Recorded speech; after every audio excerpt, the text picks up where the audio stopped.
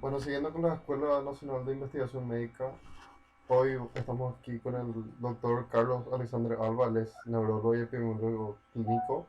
Entonces, él va a estar tocando el tema de cómo elegir, elaborar el diseño metodológico desde la pregunta o problema de investigación. Así que, sin más que añadir, les dejo con el doctor para que él pueda presentarse y hablar un poco de su tema.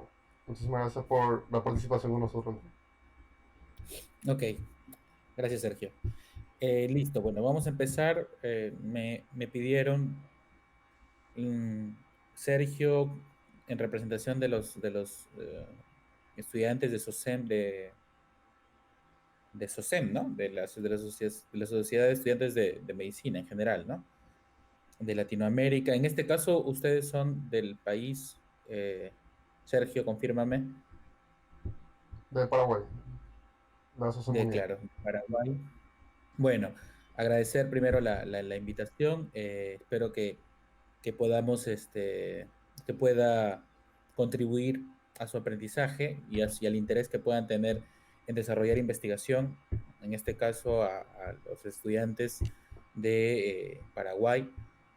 Y como ya me presentó, mi nombre es Carlos Alexander Alba Díaz, soy médico, neurólogo, y con una maestría en epidemiología clínica de Perú, ¿no? Y bueno, lo que les voy a presentar es un poco el enfoque que utilizamos para, digamos, iniciar una ruta de investigación y luego les voy a mostrar algunos ejemplos de cómo la formulación de preguntas y problemas de investigación elegimos los mejores diseños, los más adecuados para responder estas preguntas. Bueno, eh, como todos los que nos dedicamos a la labor docente y asistencial, podemos tener algunos conflictos de interés, ¿no? Y ahí están los lugares en donde vengo trabajando o he trabajado en mi país, ¿no? Ya, los tópicos que vamos a desarrollar es un poco vamos a eh, reconocer qué es investigar en salud, cómo puedo formular preguntas o cómo puedo formular el problema de investigación cuando yo quiero iniciar a hacer una investigación, qué diseño metodológico es el que más se adecua al problema o a la pregunta de investigación que yo planteé y la relación que hay entre el problema de investigación y el diseño metodológico. Primero, entonces, ¿qué es investigar en el campo de la salud? Bueno, investigar en el campo de la salud resulta generalmente ser una actividad o un tipo de investigación bastante pragmática, práctica, ¿no? Dirigida a mejorar la toma de decisiones en el campo en donde estas decisiones implican resolver los problemas de los pacientes, ¿no? Entonces, sabemos que así como en general se entiende que las necesidades no tienen un límite, pueden ser infinitas, también en salud hay muchas necesidades, muchas problemáticas. Seguramente en Paraguay, así como en Perú, hay muchas necesidades o surgen nuevas necesidades en salud, como ahora estamos viviendo esta pandemia, ¿no? En donde un nuevo virus ha diezmado un poco a la población, ha impactado, ha afectado a los sistemas sanitarios y más aún a los sistemas sanitarios de países de medianos y bajos ingresos. Entonces, ese es el contexto, ¿no? Necesidades infinitas, sin embargo, tenemos recursos finitos, agotables, ¿no? Entonces, en ese contexto es que existe la necesidad de mejorar la toma de decisiones, haciendo que estas decisiones en el campo de la salud sean decisiones que puedan beneficiar a los pacientes principalmente, ¿no? Y beneficiarlos sin afectar a otros, ¿no? Por ejemplo, ¿no? Eso también tiene que ver con un uso de recursos apropiados. O sea, hay conceptos que se utilizan para entender cómo una buena información puede ayudar a la toma de decisiones, ¿no? Cuando una información te habla de eficacia, de efectividad, de eficiencia en el uso de recursos y de equidad, estas cuatro es, son digamos, los cuatro grandes objetivos al que se tiene que apuntar cuando se hace investigación, ¿no? Y lo que se sabe es que no toda la información que se produce y se publica resulta válida para la toma de decisiones. En este caso vale para el médico cuando toma decisiones, ¿no? Y hay algunas notas periodísticas, por ejemplo, en donde el director Richard Smith del British Medical Journal afirma que solo el 10% de los estudios son válidos para los médicos. Es así que el enfoque actual que se tiene para guiar unas buenas decisiones en la práctica clínica o en las prácticas de salud pública es el enfoque de medicina basada en evidencias, ¿no? En donde justamente uno de los pilares es tener la mejor evidencia disponible. Y la mejor evidencia disponible eh, sale o se obtiene de la investigación científica.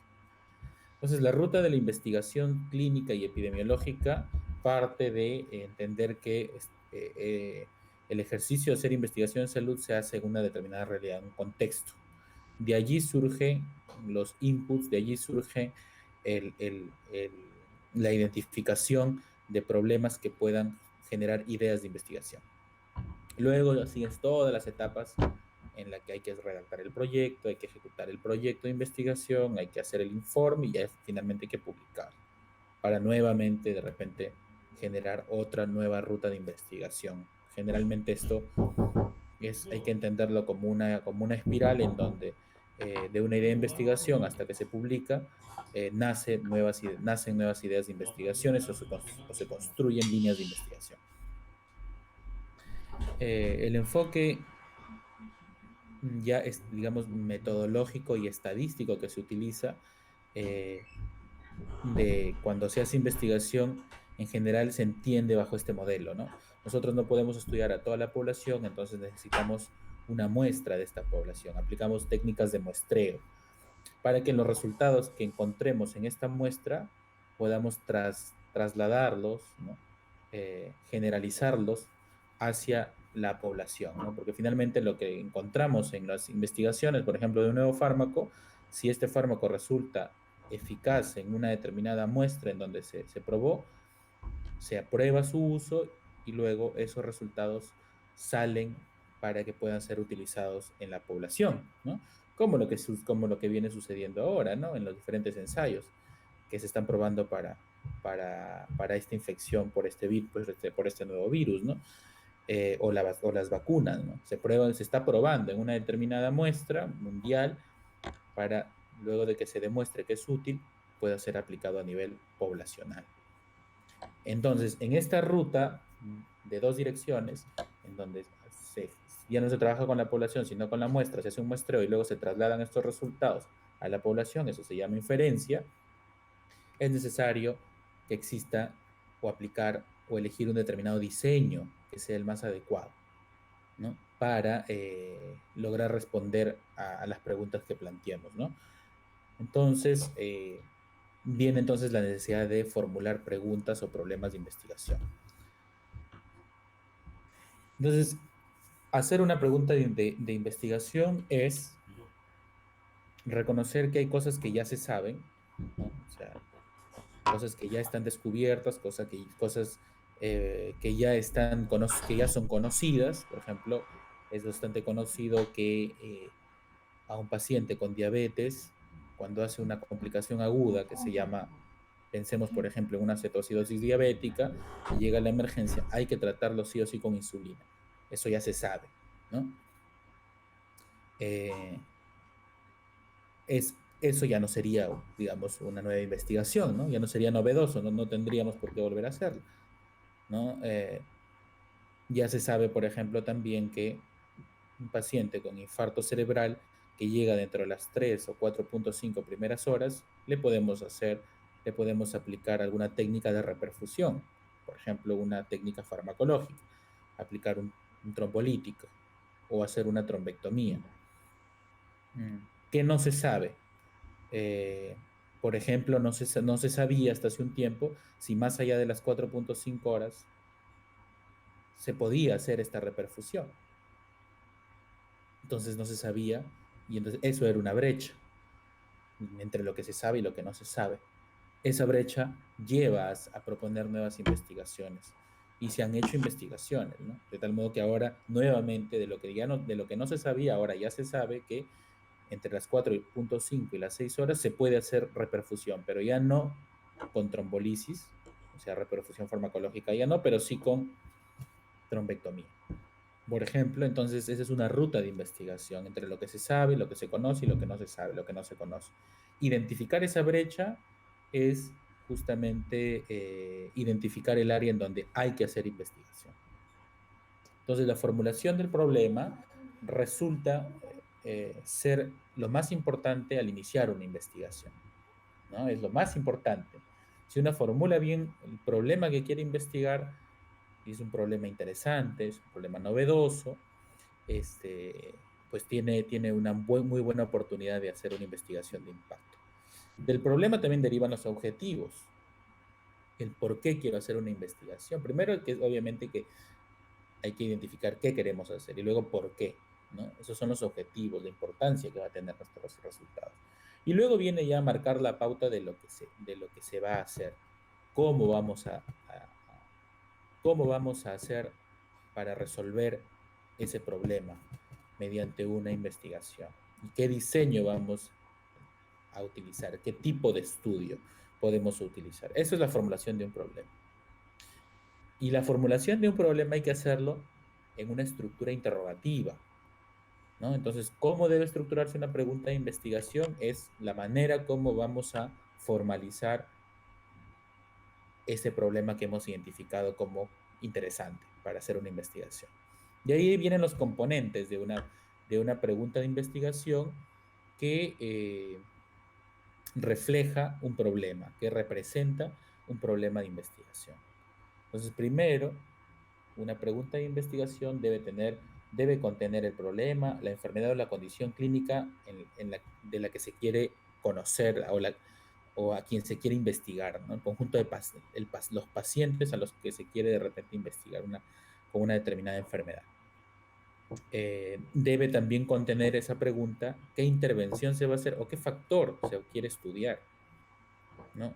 Y de ser el caso, qué comparador hay para ese factor, para esa intervención, por ejemplo, un fármaco nuevo o este factor de estudio que se quiere estudiar. Y la variable de respuesta, o sea, el desenlace, los resultados que quiero alcanzar cuando hago una determinada intervención en un determinado grupo de pacientes. ¿Qué quiero alcanzar? Que sobrevivan más, que tengan mejor calidad de vida, ¿no? Entonces, eso.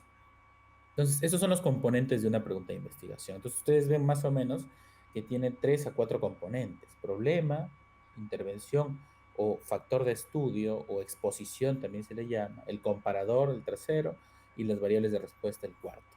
Eso ha venido a estructurar lo que ahora se denomina el formato pico o peco de las preguntas clínicas.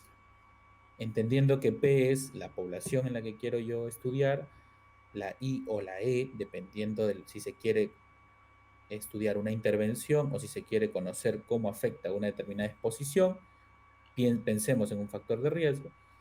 La C es el comparador, contra qué se quiere comparar esta intervención, y la O el desenlace, que en lengua inglesa es outcome, por eso es la O. Entonces, pico peco es la estructura de la pregunta clínica. Y nuevamente para ya que esto quede claro, el pico peco debe especificar los componentes a los que ya los hemos señalado. La P de paciente o población, ¿no? Nos debe hablar de la población, de la enfermedad que queremos investigar, incluso de la edad, del grupo etario, las comorbilidades, el grado de la enfermedad. La intervención en la exposición, la intervención, el nuevo fármaco o el factor de repente de exposición, ¿no? O de repente una prueba, un test diagnóstico.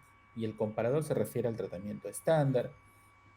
Imaginemos que quieres comparar un nuevo tratamiento para la presión alta, pues no lo vas a tener en placebo a la persona. No, al comparador no le vas a colocar placebo porque ya hay tratamientos estándar, ¿no? Por ejemplo, no sé, un IECA es el tratamiento estándar para un paciente con hipertensión. El nuevo fármaco lo tendrás que comparar con un IECA. hay escenarios en los cuales se puede utilizar el placebo. O la ausencia del factor pronóstico, el factor de exposición o el factor de riesgo, si es que estamos en un estudio de tipo factores para nosotros identificar factores de riesgo. Y los outcomes, que son los resultados o desenlaces, son los resultados claves que queremos encontrar. Vamos a ir uno por uno, con algunos ejemplos. Entonces, la P de participantes es el paciente, la población. Nosotros debemos en nuestra pregunta de investigación que representa el problema que queremos investigar, identificar claramente a qué problema nos estamos refiriendo, a qué enfermedad o condición, sobre qué grupo, por ejemplo, según sexo, varones solamente, varones y mujeres, sobre qué grupo etario, por ejemplo, adultos, adultos mayores, etcétera. Por ejemplo, pacientes con infarto cerebral isquémico. Entonces, yo quiero estudiar a los que están haciendo infartos cerebrales isquémicos, ¿no? Entonces, ese es un ejemplo de cómo debemos identificar la P. Y luego la intervención, que también puede ser la exposición, ¿no? Entonces, ¿qué intervención estamos considerando? ¿Qué medicamentos? Por ejemplo, acá coloco el uso de la aspirina o ticagrelor para prevenir los nuevos infartos. La aspirina y el ticagrelor son dos fármacos antiagregantes plaquetarios que funcionan en diferentes cadenas, en diferentes vías metabólicas de la agregación plaquetaria, ¿no? Entonces, esa es, por ejemplo, la I de una intervención. La exposición puede ser otra cosa. Puede ser exposición referida cuando no hacemos estudios de intervención, ¿no? Sino cuando hacemos estudios epidemiológicos para ver factores de riesgo. ¿Cuál es el factor epidemiológico? ¿Cuál es esa característica clínica que puede ser un factor de riesgo? O esa característica demográfica, ¿no? Por ejemplo, si el exceso de horas de trabajo puede producir depresión. No vamos a intervenir, no le vamos a colocar a una persona exceso de horas de trabajo para ver si desarrolla depresión, eso no sería ético. Pero sí podemos de repente observar en algunos lugares en donde algunas personas trabajan, no sé, menos de 8 o 9 horas y otros donde trabajan más de 8 o 9 horas, ¿no? Y vemos, y hacemos una medida de si ellos están haciendo más o menos depresión. El comparador, siempre debemos ver qué comparador se va a utilizar. A veces es el placebo, solía ser el placebo. En enfermedades que no tienen un tratamiento estándar, puede ser el placebo, ¿no? Por ejemplo, este es un estudio y algo antiguo, en donde todavía se utilizaba el placebo para comparar a pacientes, para comparar una nueva droga que se llama fingolimod en pacientes con una enfermedad neurológica que se llama esclerosis múltiple. Todavía se utiliza el placebo. En ese escenario, por ejemplo, ¿no? En donde la esclerosis múltiple no tenía todavía un tratamiento al que podríamos calificar como tratamiento estándar. Ahora ya no, ahora ya lo tiene. El tratamiento estándar mínimo de esclerosis múltiple se tiene que colocar ahora, que son los interferones, se tiene que colocar cuando uno quiere comparar una nueva droga, por ejemplo, ¿no? Quiera proponerse como tratamiento para la esclerosis múltiple.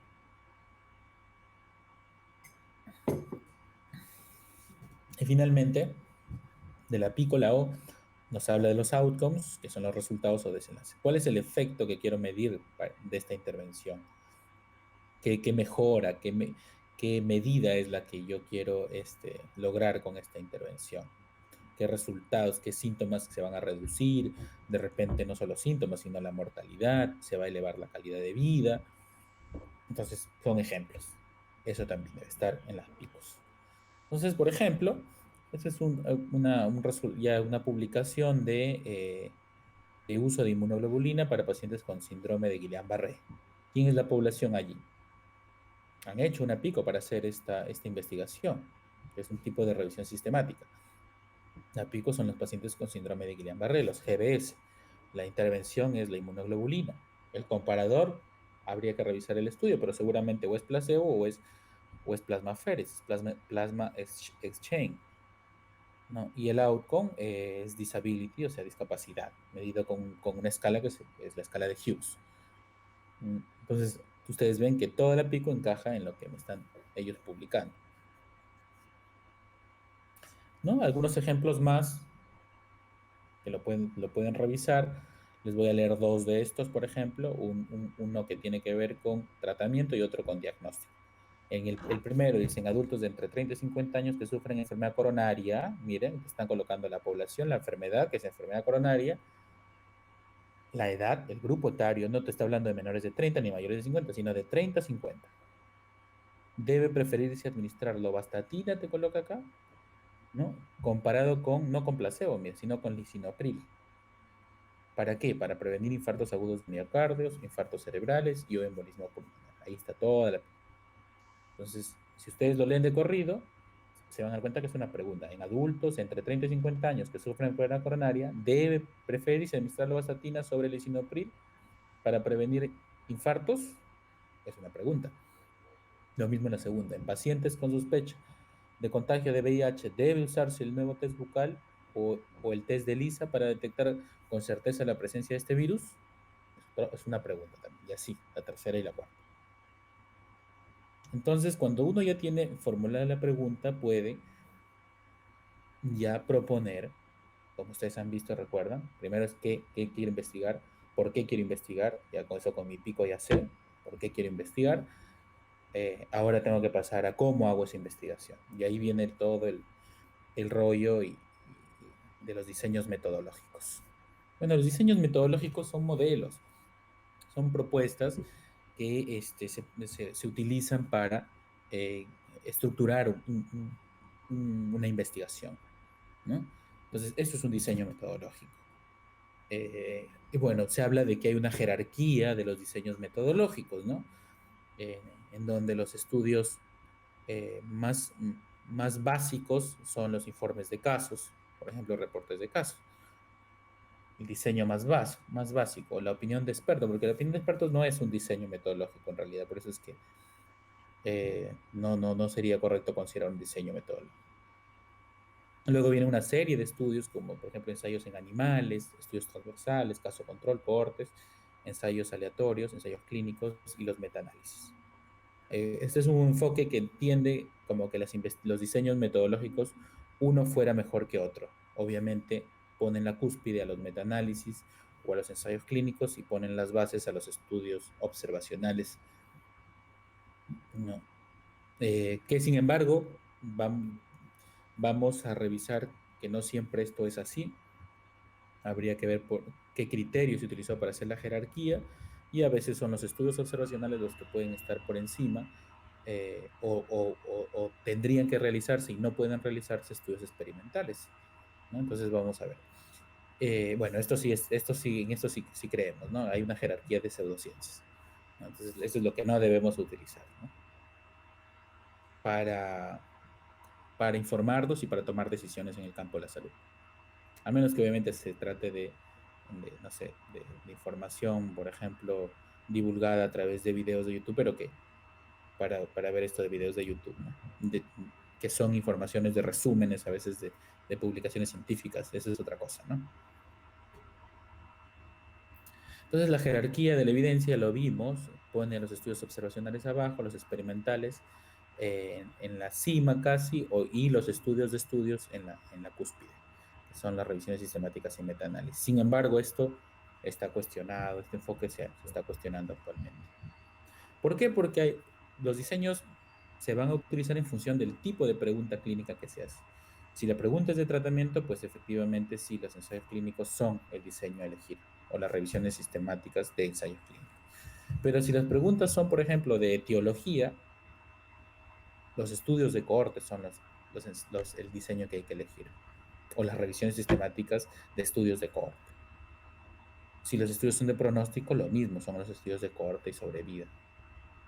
Entonces, mucho depende el diseño, depende de qué tipo de pregunta estamos queriendo resolver. Entonces, por lo tanto, esto de la pirámide en donde los estudios experimentales tipo ensayo clínico están en la cúspide, pues en realidad no es tanto así. Si hablamos de intervenciones, de fármacos, allí sí, pero no si hablamos de otros tipos de preguntas clínicas, ¿no? Como las preguntas de etiología, de pronóstico. Y ahí está alguno del tipo de pregunta que se hace para diagnóstico y el tipo de diseño que se utiliza. Por ejemplo, en diagnóstico, ¿qué enfermedad eh, es probable, digamos, es factible encontrar para estos hallazgos para estos hallazgos anormales, por ejemplo, ¿no? Si uno quiere comenzar a hacer una pregunta de diagnóstico, ¿no? Entonces, el tipo de estudio a utilizar ahí son los prospectivos, ¿no? O estudios observacionales prospectivos o estudios transversales. Y así pueden ustedes revisar los diferentes tipos de área clínica y el tipo de pregunta que se genera. El tipo de diseño y los objetivos clínicos o sanitarios a resolver, entonces los ensayos clínicos sí resuelven eh, o logran alcanzar objetivos de tipo terapia o eficacia. También los ensayos clínicos se utilizan para hacer pruebas diagnósticas.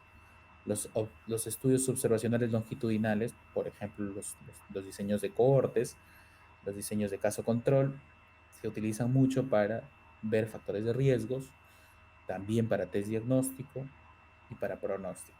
Los observacionales transversales también para más o menos identificar potenciales factores de riesgo, también para hacer test diagnóstico. Y los observacionales descriptivos para conocer características epidemiológicas o clínicas. Y de las epidemiológicas podríamos hablar, por ejemplo, de incidencia, prevalencia, estudios de carga de enfermedad. Y bueno, luego viene una serie de clasificaciones de cómo entender los diferentes diseños, ¿no? Los diseños de investigación puedes hacerlo con control experimental o sin control experimental. Todos los que son con control experimental son experimentos, ¿no? En donde se hace una intervención, ¿no? Donde se hacen intervenciones. Eh,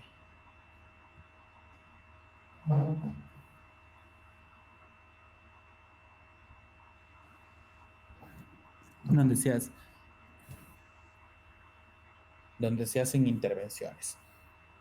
Entonces, esos son los que hacen con control experimental. Y sin control experimental es donde no se hacen intervenciones y por lo tanto son observacionales.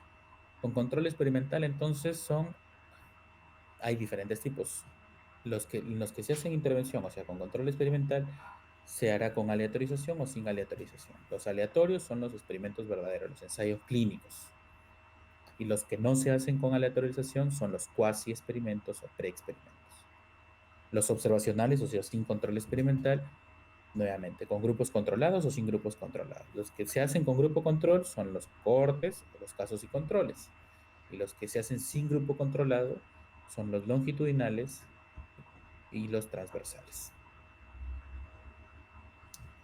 Otra clasificación que nos permite entender los diferentes diseños es, por ejemplo, según línea de tiempo. Si es que nosotros hacemos un estudio en un solo momento, en el presente, serán los estudios transversales. Si hacemos un estudio que arrancamos en el presente y hacemos mediciones varias hacia el futuro, serán los estudios prospectivos de tipo cohorte. Si arrancamos en el presente y hacemos revisión de factores del pasado, serán los estudios de cohorte retrospectivos o los estudios casos control. Y si es que arrancamos del presente, pero hacemos intervención, hacemos un experimento, serán los ensayos clínicos, y hay varias mediciones que se hacen hacia el futuro también. Entonces sirve un poco entender la línea de tiempo. Bueno, los diseños, los más utilizados, si queremos, y los más citados son los estudios transversales, en donde se hace una sola medición en el presente. Luego vienen los estudios de tipo cohorte, en donde se arranca en el presente y se siguen varias mediciones hacia el futuro. Y se arranca en el presente observando el factor de riesgo o el factor de exposición que se quiere estudiar. Por ejemplo, si una persona actualmente es diabética y tiene hacia el futuro o hacia el futuro desarrolla un infarto cerebral, en donde la exposición es tener diabetes y, y el desenlace o la enfermedad que se va a desarrollar es hacer infartos cerebrales, ¿no? Entonces, exposición, desenlace. Se parte de la exposición ahora en el presente y se sigue hacia el futuro y se observa si desarrolla el desenlace. Es un estudio de cohorte. Un caso control es al contrario, se parte no de la exposición, sino de la enfermedad y se mira si ha tenido en el pasado o hacia el pasado ha tenido el factor de riesgo. Por ejemplo, acá podemos hacer un estudio en el que ahora miremos quiénes hacen infartos cerebrales, vamos, frente a los, y tenemos un grupo control que no son los que no hacen infartos cerebrales, no sé, en una emergencia, por ejemplo, y miramos los que hacen infartos cerebrales si, si tenían como antecedente la enfermedad diabetes, ¿no? Esos serían nuestros casos y nuestros controles, los que no tienen enfermedad, en este caso pues, serían los que no desarrollaron un infarto cerebral, y también verificamos si tienen el antecedente de tener diabetes. Y luego hacemos unas medidas allí para determinar si es o no factor de riesgo tener diabetes o haber tenido el antecedente de diabetes para que en este momento hayan desarrollado la enfermedad que es el infarto cerebral.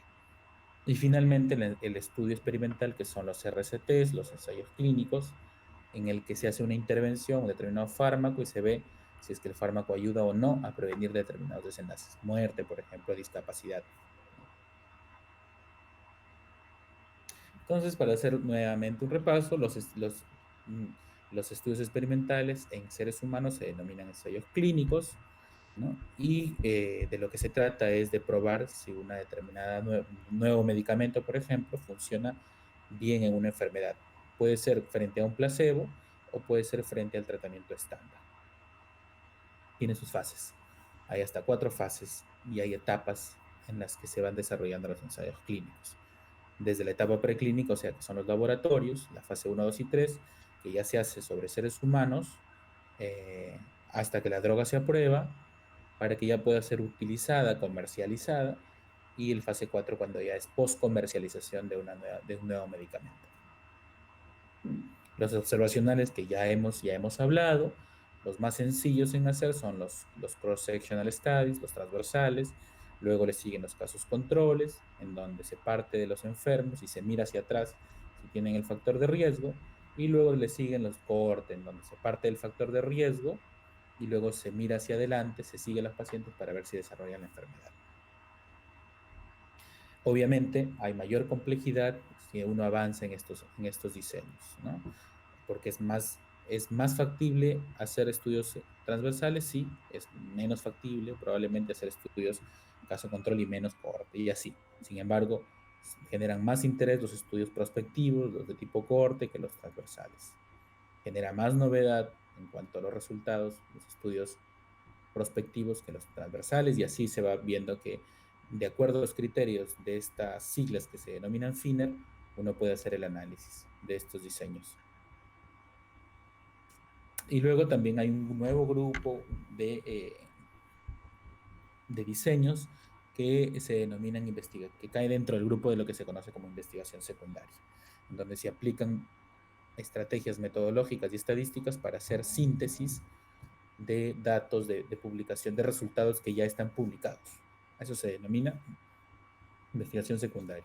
Y uno de los modelos más utilizados y más conocidos de este tipo de investigación secundaria son las revisiones sistemáticas, y la matemática que se utiliza para ello se llama metaanálisis. Bueno, y finalmente ya algunos ejemplos para conocer la relación entre el problema de investigación y el diseño metodológico. Lo vamos a hacer a través de ejemplos, ¿ya? Ejemplos propios, ejemplos que hemos desarrollado con el equipo de investigación que en el que también yo estoy incluido y gestiono, digamos, ¿no? El equipo de investigación que está tanto en mi hospital, que es el Hospital Carrión, como en la universidad en la que trabajo, ¿no? Que es la Universidad Científica del Sur. Entonces, por ejemplo, este primer pico, en donde la P es de pacientes con infarto cerebral agudo, la intervención es la combinación de dos antiagregantes, que es el ticagrelor más la aspirina, frente a el tratamiento estándar, que en este caso ya era la aspirina, porque ya se sabe que un tratamiento estándar para los pacientes con infarto cerebral agudo que no han recibido trombolisis es la aspirina, para el objetivo de prevenir nuevos infartos cerebrales o la muerte. Ese es mi pico. Estamos en una pregunta que tiene que ver con intervención, con medicamentos. ¿Cuál será el mejor ensayo, el mejor diseño, perdón, para responder a esta pregunta de intervención, de medicación, ¿no? De eficacia terapéutica? Son los estudios experimentales, los ensayos clínicos, ¿no?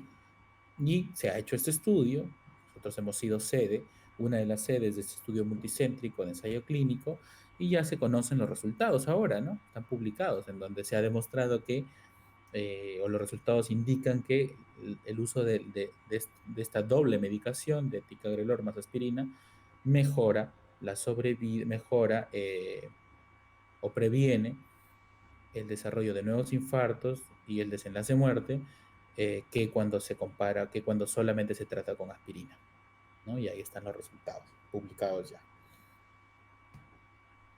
Otra pregunta sería esta otra, es un ejemplo.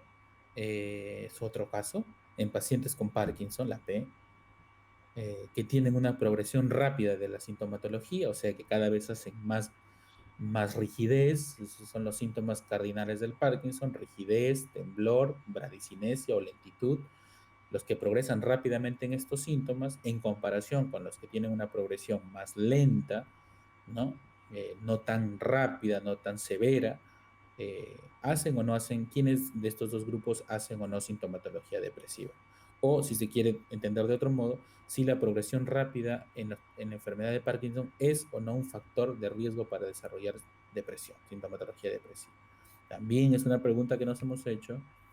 El mejor estudio, el mejor diseño para esto es un diseño de cohorte, en donde partimos de que los pacientes o bien son del grupo de progresión rápida o bien son del grupo de progresión no rápida o lenta, y desarrollan sintomatología depresiva, donde hemos verificado nosotros justamente que tener ser del tipo rápido, de rápida progresión, se asocia, es un factor de riesgo, tiene una variable.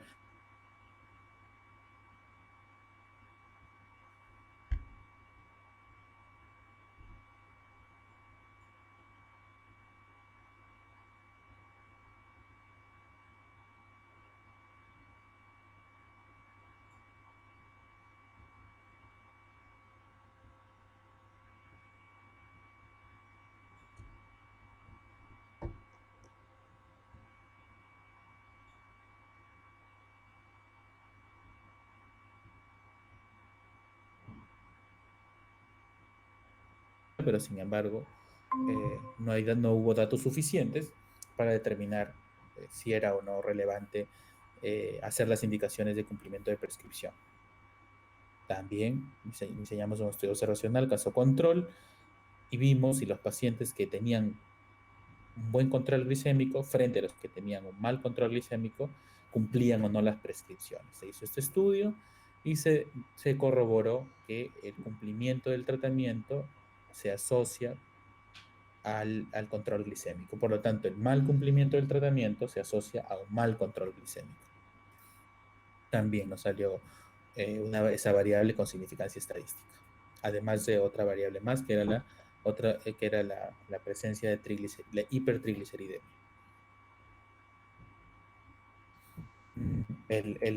Nos planteamos también, queríamos conocer si en nuestro país existía mucha carga laboral en médicos residentes en algún momento, y si tener tener exceso de cargas de hora de trabajo, que es al revés, disculpen, tener horas de trabajo diarias en exceso, mayores, en este caso consideramos 9 horas, frente a tener horas de trabajo de menos de 9 horas, o hasta 9 horas, se asociaba a sintomatología depresiva. Lo hicimos en un estudio observacional transversal a través de la aplicación de una encuesta, y encontramos que había una asociación entre la carga laboral en horas diarias y la presencia de sintomatología depresiva, en donde tener más de 9 horas diarias de trabajo, en este gráfico se asociaba al desarrollo de sintomatología depresiva.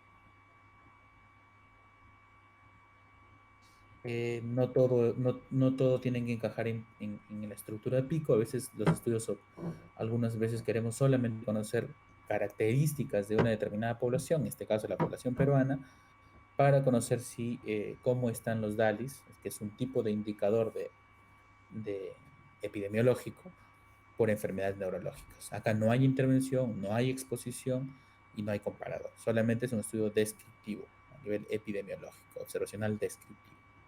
También hicimos esto y hemos conocido cómo qué enfermedades neurológicas son las que producen más carga de enfermedad en población peruana, tanto en el año 90 como en el 2015.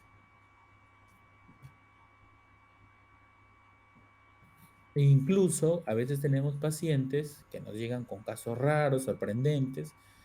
Por ejemplo, este es un paciente que era inmunocompetente y eh, tenía múltiples tuberculomas, que son un tipo de, digamos, de, de lesiones cerebrales, producto de la infección con el, con el, con el bacilo de Koch en el sistema nervioso central. Entonces, también no tiene que completarse toda la pico en estudios descriptivos. Esto es un descriptivo de tipo caso clínico, que también finalmente hicimos, además del reporte de caso, hicimos una revisión de la literatura para identificar si es que esto era una cosa rara o si es que ya había en el mundo otros reportes similares. También igual. Y finalmente,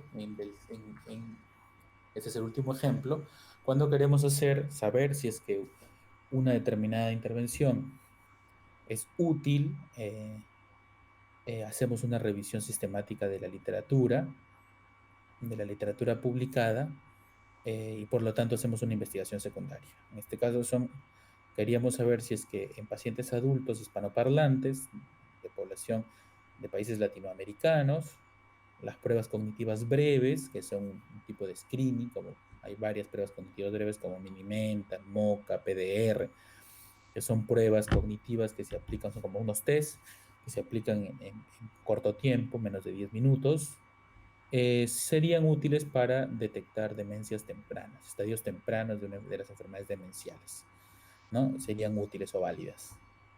Entonces, para eso hicimos, este es todavía un estudio que ya está para publicarse, pero hicimos una investigación secundaria de tipo revisión sistemática, que pronto ya va a salir publicada, en donde justamente verificamos eso, ¿no? La validez de las pruebas cognitivas breves para detectar demencias tempranas en población latinoamericana hispanoparlante. Finalmente, hay algunas ideas, algunas recomendaciones, ya que estamos en el afán de poder desarrollar capacidades y competencias para hacer investigaciones. Hay que tener en claro este mensaje que nos da Freire, que nos dice que enseñar no es transferir conocimiento, sino es crear la posibilidad de producirlo. Entonces, ¿cómo podemos hacer para hacer investigación y lograr publicarla?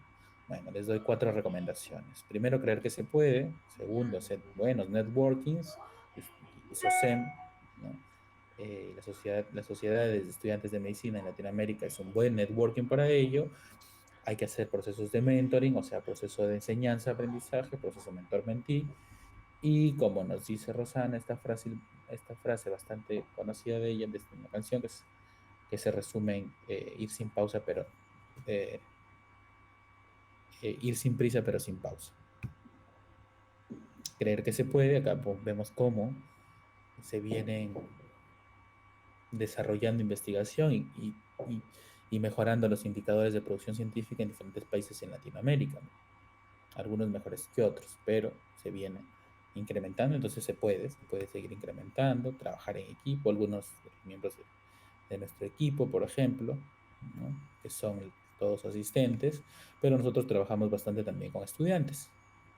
Entonces, y hacemos este networking con los diferentes grupos de investigación, tanto clínicos, hospitales, privados y grupos de estudiantes de pregrado, ¿no? Tener tutores expertos, ¿no? Por ejemplo, nosotros nos hemos formado bajo la tutela de un doctor que no solamente es clínico, sino que también hace investigación, ¿no? O a nivel internacional, lograr hacer colaboraciones o entrar en procesos de mentoring, de mentoría o de colaboración para hacer investigación, pero que estos expertos con los que nosotros colaboremos, pues en investigación acrediten ser investigadores, ¿no?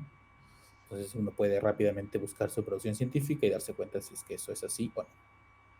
Y sin prisa pero sin pausa, la idea es que hay que dedicarnos, hay que ser constantes, hay que ser disciplinados cuando uno quiere o está interesado en hacer investigación, ¿no? Y los expertos en estos temas de producción de investigación nos dicen que basta con 1 hora al día de dedicación para poder tener cada vez una mejor producción científica, poco a poco. Así que tampoco es que hay que dedicarnos todo el tiempo. Unos hablan de 1 hora al día. Si se pueden dedicar un poco más, mejor, pero la constancia es lo que marca la mejor pauta para producir, para ser productivos en investigación. Bueno, eso es todo. Así que les dejo esta charla. Gracias nuevamente por la invitación. Si es que tienen alguna pregunta, me la hacen llegar. Les voy a enviar el paquete de información que he utilizado para esta charla. Les quiero recomendar este libro, que es un buen libro que,